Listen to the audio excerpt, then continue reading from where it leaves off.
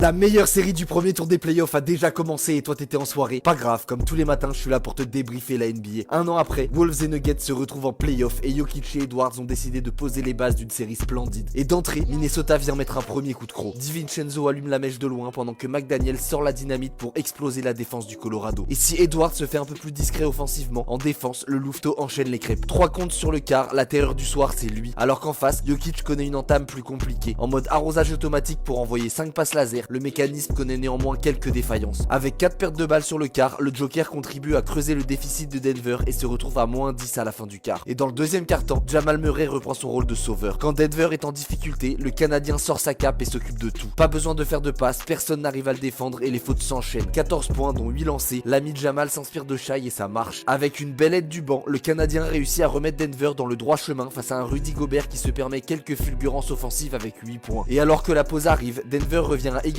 et ce qui fait très peur, c'est que Jokic n'est toujours pas rentré dans son match. Et au retour de la pause, on a trouvé où envoyer Pierre Palmade, dans la prison de Denver. La raquette du Colorado se transforme en véritable forteresse impénétrable. Quelques contres bien violents et surtout une intensité à toute épreuve. Résultat, après 4 minutes à faire jeu égal, Denver vient infliger un 14-0 à des Wolves sous somnifères, sous les assauts du trio Gordon, Jokic, Murray. Avec 39 des 39 points du quart, le trio s'occupe de tout et permet à Denver d'être à plus 12 à l'entame du dernier quart-temps. Et dans ce dernier quart, contre toute attente, Rudy Gobert fait un véritable chantier sur la tête de Jokic. Rebond offensif, scoring, tout y passe et alors que Minnesota recolle à 3 petits points, le Joker va se réveiller pour calmer l'hémorragie. Et on a claquement de doigts et après quelques rebonds et passes, Denver reprend ses 10 points d'avance et Jokic se retrouve encore en triple-double comme par magie. Minnesota mettra l'intensité nécessaire pour revenir, mais leur maladresse et l'expérience de Denver tuera tous leurs espoirs. Les Nuggets s'imposeront donc 116-105 au bout des efforts et si cette série peut aller en 7, on signe tous les jours.